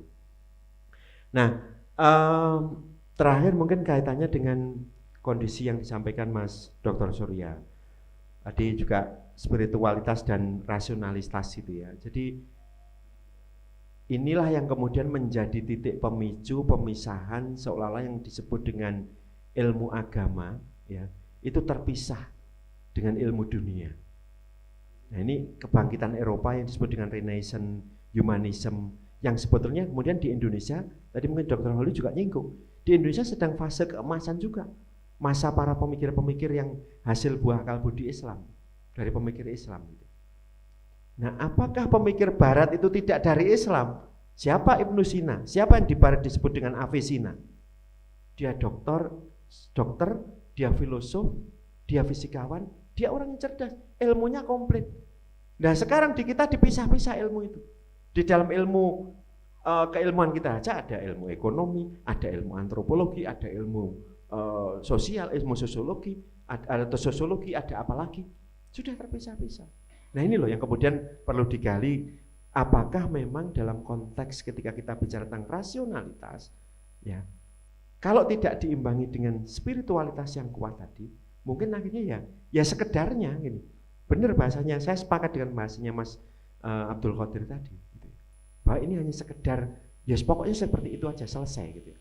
Nah ini yang nanti mungkin perlu digagas lebih lanjut supaya kemudian hal-hal yang kita inginkan untuk kemudian perubahan-perubahan yang lebih baik itu kemudian terkelola. Misalkan kalau kita bicara tentang penanggulangan, berarti ada hal yang kita harus kita lawan tentang terorisme misalkan.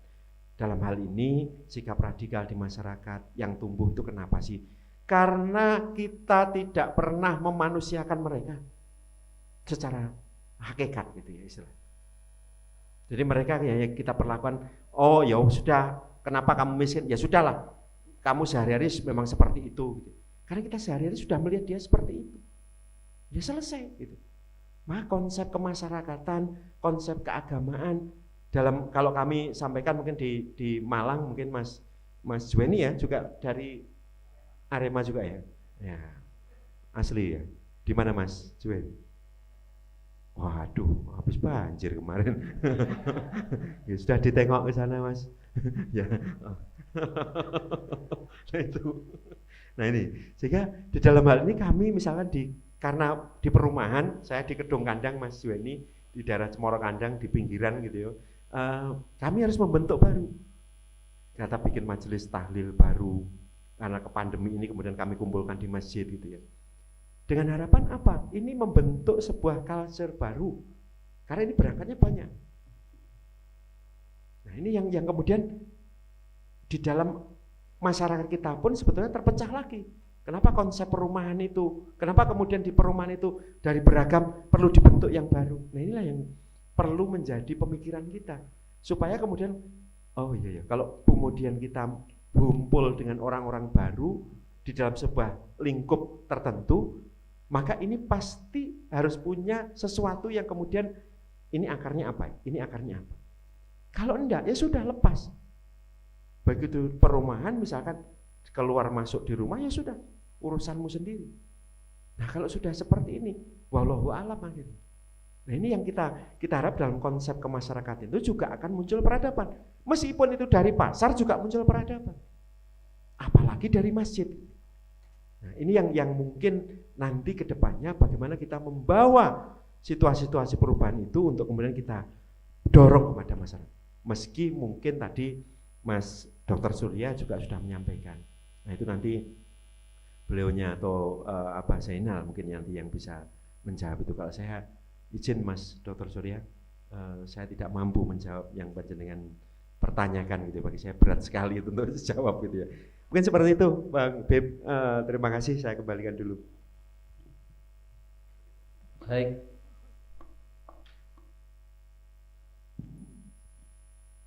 Nah, terima kasih Dr. Imron atas ulasannya dan tanggapannya. Langsung saja ke Dr. Holili untuk menanggapi beberapa pertanyaan secara sekaligus. Terima kasih. Baik, terima kasih. Pertanyaan banyak sekali yang menunjukkan memang kita semua dalam kegelisahan ya. Bagaimana kita itu supaya bangkit peradaban kita. Sebetulnya peradaban kita itu eksis ya. Umat Islam, peradaban Islam tidak punah, tidak mati, tapi eksis. Persoalannya adalah bagaimana peradaban kita itu ikut arus mana. Nah, di sini saya kira menurut saya orang Islam yang mau bangun peradaban Islam pertama kali harus percaya diri dulu. Banyak orang Islam tidak percaya diri dengan tradisi keislamannya, itu persoalannya. Sehingga, nah ini banyak faktor. Salah satu ya Islamofobia dan sebagainya. Belum mendekat ke tradisi Islam sudah ditakut-takuti dengan simbol-simbol Islam. Nah, bagaimana kita mau mendalam tradisi keilmuan Islamnya dari hal yang zahir saja kita sudah ditakut-takuti. Nah, kita harus percaya diri bahwasanya kalau kita dalami tradisi Islam itu banyak mutiara, banyak emas, luar biasa. Ada ilmu mantik itu, ada ilmu kalam, ada ilmu ini. Konsep keilmuan saja itu kalau kita bahas itu luar biasa. Jadi dan Barat itu sebetulnya banyak hutangnya kepada tradisi keilmuan Islam. Jadi ketika zaman pencerahan itu pada abad 18 Barat itu banyak ambil faedah dari para ulama kita sebetulnya. Hanya saja kemudian di-create, kemudian didesain sesuai dengan pandangan mereka sendiri, dengan pandangan orang Barat. Sekarang sudah banyak jurnal-jurnal yang mengkaji bagaimana pengaruhnya David Hume misalnya itu dipengaruhi oleh Imam Al-Ghazali. Itu sudah ada orang Turki, Profesor Kemil Akdogan, itu Islamic Science, sejarah, the history of Islamic Science. Itu membahas sejarah bagaimana hubungan ya pemikiran antara pemikir-pemikir barat, filosof-filosof barat, ternyata ditemukan teori-teorinya itu dalam kajian tradisi para ulama kita. Itu sudah mulai banyak sekarang jurnal-jurnal, dan para profesor-profesor Turki sudah mengkaji seperti itu. Turki cukup maju dalam hal pengkajian sains di sini. Nah, kita harus percaya diri dulu lah, ya, percaya diri bahwasanya kita itu bisa. Nah, kalau kita mengekor, namanya ekor itu di belakang, tidak akan maju kita. Kalau terus mengekor, makanya Habib Zainal tadi sejak awal dalam pembukaan kita haus ilmuwan yang original. Nah, persoalan sekarang yang original itu yang langka. Itulah di situ ada emas, ada mutiara keilmuan dan sebagainya. Kita harus percaya diri. Nah, untuk membangun menyemai nilai-nilai rahmatan lil alamin, akhlakul karimah, adab dan sebagainya, ya kita harus percaya diri dulu dengan tradisi keilmuan Islam. Dan ciri khas dari tradisi keilmuan Islam itu adalah dalam peradaban kita tidak pernah menceraikan ilmu-ilmu itu, tidak pernah. Rasionalitas dengan spiritualitas. Nah, ada pertanyaan tadi, bagaimana kita bangkit dari peradaban ini, atau tradisi keilmuan ini bagaimana, menyatukan bagaimana? Nah, sebelum menyatukan kita harus ta'aruf dulu. Sebelum ta'aruf kita harus kenal dulu. Ya, sebelum kawin jangan buru-buru kawin. Teliti dulu ya pasangannya itu siapa. Bagaimana mengawinkan Agus Kum dengan Ibnu Khaldun? Kita nggak perlu terburu-buru. Kita kaji dulu siapa Ibnu Khaldun, tradisi keilmuannya apa, hubungannya dengan tradisi keilmuan para ulama yang lainnya bagaimana. Kemudian Agus Kum itu bagaimana tradisi keilmuannya. Setelah kita mengenal baru ta'aruf. Setelah ta'aruf baru khitbah. Setelah khitbah baru akad. Nah, akad itulah terjadi integrasi atau islamisasi itu.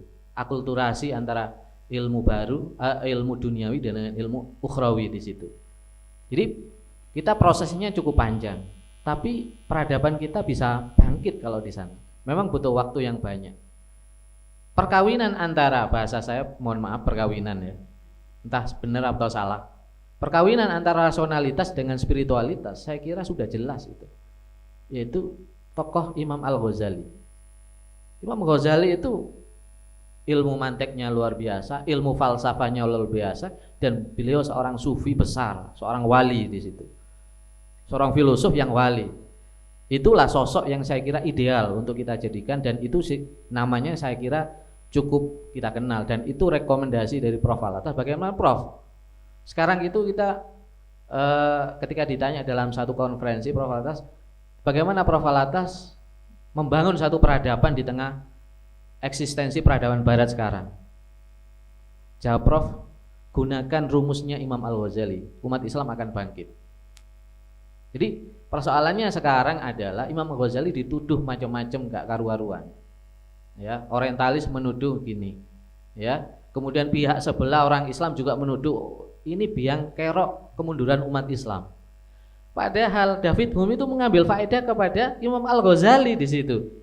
Dan bahkan kitab Tahawud Falasifah itu adalah pemantik daripada abad pencerahan Eropa. Ini menurut sebuah jurnal di Turki yang saya baca. Sekarang banyak pengkajian-pengkajian seperti itu. Nah, orang barat saja mengambil faedah diam-diam tanpa mengakui ya Imam Al-Ghazali. Lah kita disuruh diajak untuk menjauhi Imam Al-Ghazali. Jadi kita nggak akan bangkit kalau seperti itu. Dituduh Imam Ghazali sesat, sufi yang sesat menyesatkan. Nah, itu pemikiran-pemikiran yang hulu ya, yang tadi yang ekstrim gitu, yang itu tidak akan maju. Peradaban Islam akan maju dengan apa yang sudah dijalankan oleh tradisi para ulama kita. Tradisi ulama kita itu apa? Dalam mantik ikut dalam pemikiran mengikuti logika Asy'ariyah. Itu kita bisa buktikan dalam sejarah-sejarah kita gitu kan. Pahlawan-pahlawan kita Asy'ariyah semua. kemudian dibantu dengan tasawufnya Imam Al-Ghazali, bisa bangkit kalau seperti itu. Itu dibuktikan pada perang salib. Siapa Nuruddin Zanki itu? Siapa Salahuddin Al-Ayyubi? Siapa Muhammad Al-Fatih itu? Tokoh-tokoh besar. Banyak orang mengidolakan beliau, tapi nggak kenal pemikirannya. Diidolakan ini, diidolakan, tapi sebetulnya dia mengidolakan tokohnya, tapi menghujat ajarannya. Nah ini aneh kan begitu, menyesatkan ajarannya. Padahal kalau dikaji, beliau ini seorang sufi besar, para wali, ya. Itulah peradaban masa silam umat Islam itu digerakkan oleh para ilmuwan-ilmuwan yang wali begitu. Yang kata Prof. Alatas, banyak sekali ilmuwan setelah Al-Ghazali, Imam Al-Ghazali itu mengikuti jalan pemikiran secara diam-diam tanpa, bahkan hatta Ibnu Taimiyah itu ambil faedah secara diam-diam kepada Imam Al-Ghazali, kata Prof. Alatas. Dia mengkritik filsafat tapi anti filsafat, mengkritik mantik Aristo tapi anti. Dari mana ambil faedah? Dari kitabnya Imam Al-Ghazali. Nah, saya kira itu waktu yang sangat singkat. Mudah-mudahan ini ada bisa menjawab. Kalau belum terjawab, boleh diskusikan, ya. Boleh kita banyak diskusi, banyak kita pertemuan-pertemuan ilmiah. Saya kira kita sambut dengan baik kedatangan dari Universitas Brawijaya dengan niat yang baik untuk silaturahim ilmiah, menyambung ilmu yang sudah lama bercerai. Mari kita kawinkan bersama-sama begitu. Terima kasih. Assalamualaikum warahmatullahi wabarakatuh. Waalaikumsalam warahmatullahi wabarakatuh. Terima kasih banyak Dr. Khalil atas tanggapannya yang sangat dahsyat, sangat mencerahkan. Jadi saya tertarik untuk sering main ke Daluanya. Insya Allah untuk mengikuti kelasnya Dr. Khalil ini, insya Allah. Kalau diskusi-diskusi gitu ya. Kebetulan saya juga ada lagi menulis untuk proposal disertasi terkait ada sedikit hal mungkin terkait. Saya lagi menulis soal diaspora Arab Hadrami dan kaitannya dengan politik identitas pasca reformasi. Ini lagi penelitian. Insya Allah bisa jadi proposal untuk disertasi ini. Mudah-mudahan Pak Imron juga ini kalau jadi nanti yang promotor kalau jadi di UB insya Allah. Baik, alhamdulillah kita sampai di penghujung acara. Sebelum kita masuk ke penghujung acara, saya minta kepada Dr. Zainal Abidin Pelpege untuk menyampaikan closing statement pada seminar kita kali ini. Beliau sebagai keynote speaker pada siang hari ini, monggo. Ya, terima kasih. Menarik semua apa yang kita dengar, dan saya kira setelah agak lama kita tervakumkan pikiran kita karena terkekang oleh COVID-19, saya kira hari ini mulai encer kembali dan terus biarkan mengalir. Sebelum closing statement, sebagai seorang Jawa atau yang pernah lama hidup di Pulau Jawa, kita sangat mengidola Pangeran Diponegoro. Tidak ada saya kira bandingannya, bahkan Belanda merasa hampir bangkrut ketika melawan perang Diponegoro di abad 18. Salah satu dari kehebatan Pangeran Diponegoro itu memiliki teori perang yang namanya supit urang. Jadi pasukan itu dibelah menjadi 3, tengah, agak ke belakang, nanti kemudian dipepet ke kanan kiri. Kehebatan itu ternyata juga tidak berhenti, bahwa dunia itu begitu luas. Artinya bahwa pergaulan tatkala itu memiliki keluasan. Saya mencoba menarik sejarah itu dengan perang Mohawk. Kita umat Islam saya kira jarang mendengar istilah perang Mohawk ini. Saya pun hanya baru 2 tahun terakhir. Karena memang sengaja ditutupi oleh Barat. Betapa perang Mohawk pada era 1526 tatkala Sultan Sulaiman Al-Qanuni yang baru berusia 26 tahun itu dikepung dengan 21 negara koalisi Eropa di bawah Vatikan dengan jumlah pasukan 400.000 sekian, dan Sulaiman Al-Qanuni anak muda ini membawa hanya ratusan ribu, nggak sampai 200 ribu. Tapi bermodalkan percaya diri tadi, satu kunci, bahwa dia totalitas menggunakan inspirasi dari lahirnya kebangkitan umat Islam, maka itu adalah kunci kemenangan. Dalam sejarah kajian kita, seluruh berhadapan-hadapan, pertempuran-pertempuran antara umat Islam dan non-Islam atau orang-orang kafir itu selalu tidak berimbang, jumlahnya selalu tidak berimbang. Tapi dengan kekuatan keyakinan, maka bantuan Allah itu akan turun di situ, dan ketidakberimbangan itu selalu dimenangi oleh umat Islam. Termasuk besok 10 November, karena kali ini wajib kita ingat, kan kita selalu didengung-dengungkan oleh bambu runcing melawan tank Belanda dan meriam. Saya kira logika manapun tidak akan bisa menghadapi kalau bambu runcing itu kosong tanpa ruhul jihad, menghadapi satu jenderal yang begitu hebat, Malabi dari British, disiapkan dengan pasukan tambahan yang luar biasa dari Burke India, nggak akan mungkin menang. Artinya bambu runcing itu nggak kosong. Ada doa para ulama, ada semangat di situ.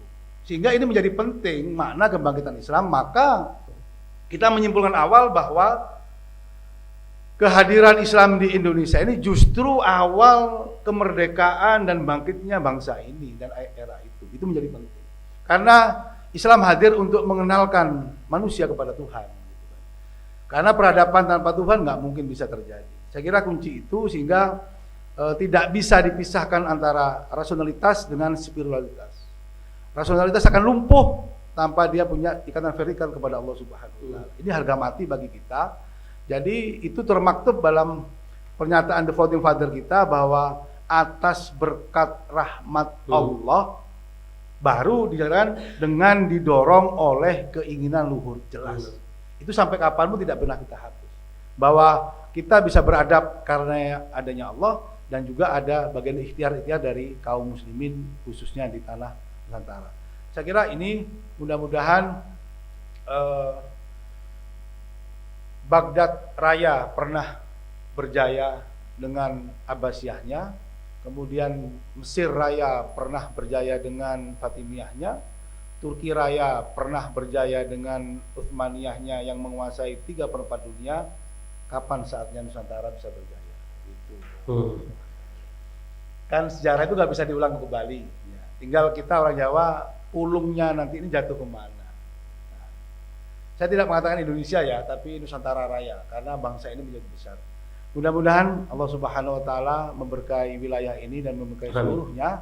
Dan dari pertemuan ini menjadi semangat kita bersama. Selamat kepada kawan-kawan Unibro dan selamat kepada kawan-kawan Dalwa. Mudah-mudahan ini adalah pematik untuk kebangkitan umat Islam di Nusantara. Hadam ini dari saya, dan kita akan lanjutkan dengan MOU ya. Dan saya mohon maaf Pak Imron, mungkin keadaannya sederhana, banyak bergurau begini, tapi asik lah ya. Kalau diskusi kita tegang-tegang banget kayaknya. Terima kasih untuk semuanya. Baik, terima kasih kepada Dr. Zainal Abidin Bilfaqih. Berikutnya, dikarenakan sesi seminar sudah usai, maka untuk selanjutnya saya kembalikan kepada Master of Ceremony kita, Dr. Fauzi, sebagai MC untuk memandu acara berikutnya. Baik, terima kasih pada Al-Habib Abdullah bin Yahya Assegaf yang telah memandu jalannya diskusi seminar peradaban dengan tema pembangunan peradaban bangsa dengan nilai-nilai rahmatan lil alamin dalam rangka mencegah radikalisme dan terorisme. Ternyata kesimpulannya sangat sederhana. Bahwa manakala kita ingin bangkit, ingin membangun peradaban, harus kembali kepada nilai-nilai Islam. Dengan pemahaman yang komprehensif, dengan pemahaman yang utuh, dengan pemahaman yang totalitas. Ini adalah kunci bahwa manakala ingin dunia ini bangkit dengan peradaban yang betul-betul memanusiakan manusia, harus kembali kepada Islam.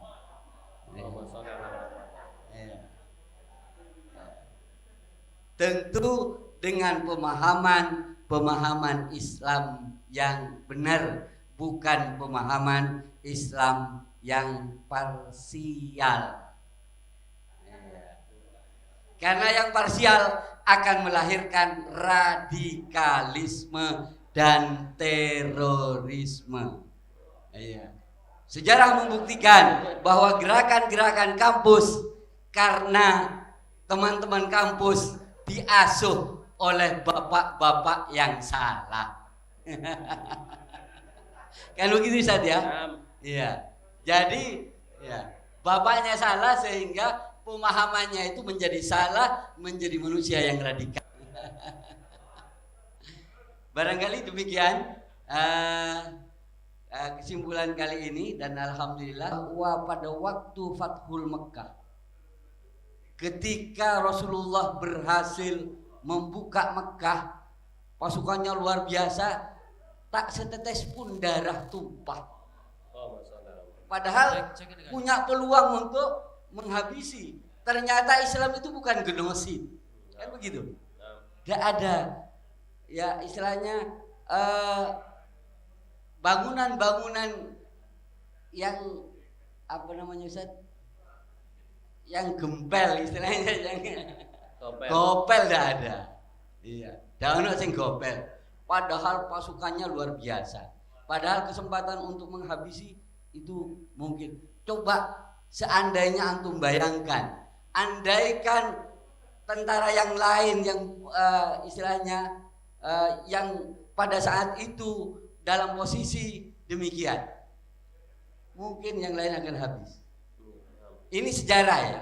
Ini sejarah yang perlu disadarkan kepada yang lain. Dan oleh karena itu mari ya kita mudah-mudahan akan bisa senantiasa bersinergi ya dengan UB untuk membangun peradaban. Kita lakukan kajian-kajian yang terus-menerus sehingga opini terhadap istilahnya Islam itu menjadi pulih kembali. Ya. Jadi termasuk mohon maaf orang Italia, Mr. Italo Spinelli ya, membuat film ya. Ya. Membuat film dalam rangka itu Mr. Italo Spinelli itu adalah agamanya Katolik, dan yang mengambil semuanya para tukang syutingnya dan yang lain-lain itu adalah Katolik dan Protestan. Apa kata dunia? Apa kata dunia ketika melihat kehidupan para santri? Katanya, ini santri ini adalah the leader of future. Jadi harapan dunia ketika disetel film dengan momen dalam menjadi pemimpin dunia masa depan. Ya. Kita akhiri dengan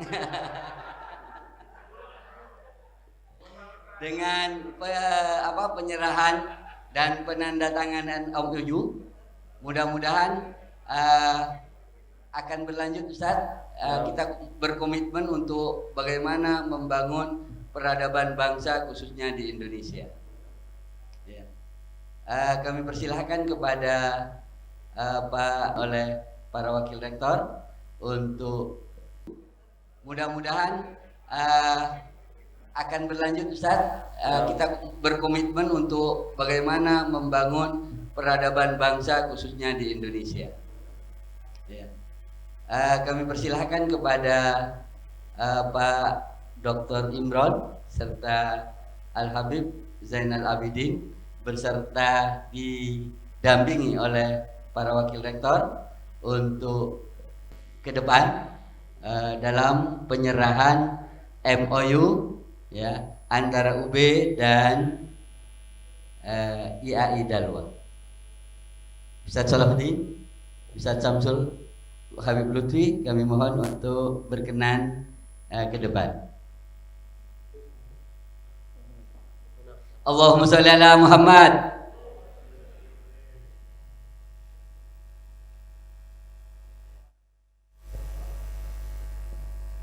Satu-satu ya, gantian.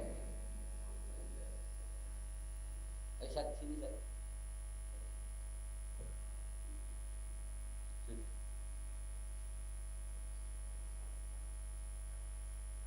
Dibuka.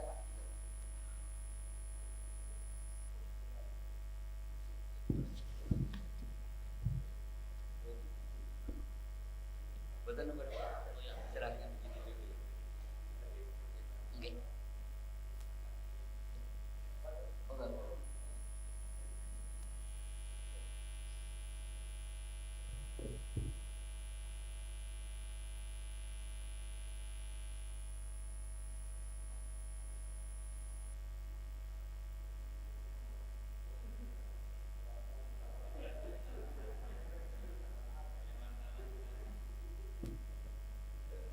Ada lagi ya. Salamannya ya.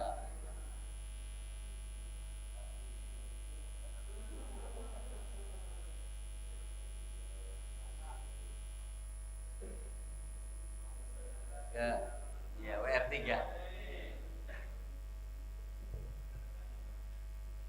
Kemudian agar lebih berkah acara seminar peradaban dan penandatanganan MOE atau MOU kerjasama antara FISIP Universitas Brawijaya UB dengan IAI Darul Ulum wad Dakwah IAI Dalwa, yang mohon doanya Ustaz Dr. Imran bahwa kita dalam proses untuk menjadi universitas. Doakan mudah-mudahan Dalwa akan bisa mengawal peradaban dunia. Dan kita akhiri dengan doa yang akan dibacakan oleh Al-Ustadz yang berpuasa. Ini adalah Kaprodi S3 kita, Dr. Romli. Kepada beliau kami persilakan. Dan kami sebagai pemandu acara, manakala terlalu bersemangat, mohon maaf yang tak terhingga. Allahul muwaffiq ila aqwamit thoriq. Assalamualaikum warahmatullahi wabarakatuh. Waalaikumsalam warahmatullahi wabarakatuh. Mari kita berdoa bersama-sama, mudah-mudahan apa yang kita ikhtiarkan diberikan khasiat oleh Allah Subhanahu wa taala, manfaat fid dini wad dunya wal akhirah. Muhammad Rasulullah sallallahu alaihi wasallam. Al-Fatihah. A'udzu billahi minasyaitonir rajim. Bismillahirrahmanirrahim. Alhamdulillahirabbil alamin. Arrahmanir rahim. Maliki yaumiddin. Iyyaka na'budu wa iyyaka nasta'in. Ihdinas shiratal mustaqim. Shiratal ladzina an'amta 'alaihim ghairil maghdubi 'alaihim waladdallin. Rabbighfirli wa liwalidayya wal mu'minina amin. Bismillahirrahmanirrahim. Allahumma sholli wa sallim ala sayyidina Alhamdulillahi rabbil alamin. Allahumma ighfir lana dzunubana wa walidina wa li jami'il muslimin wal muslimat bi rahmatika ya arhamar rahimin. Rabbana hab lana min azwajina wa dzurriyyatina qurratan a'jalna lil muttaqina waj'alna muttaqina waj'alna muttaqina rahim. Wassallallahu ala sayyidina Muhammadin wa ala alihi wasallam. Rabbana atina fid dunya hasanah wa fil akhirati hasanah wa qina adzabannar wa qina adzabannar. Sallallahu alaihi wasallam Muhammadin nabiyil ummiyil wa ala alihi wa sahbihi rabbil alamin. Syirul Fatihah.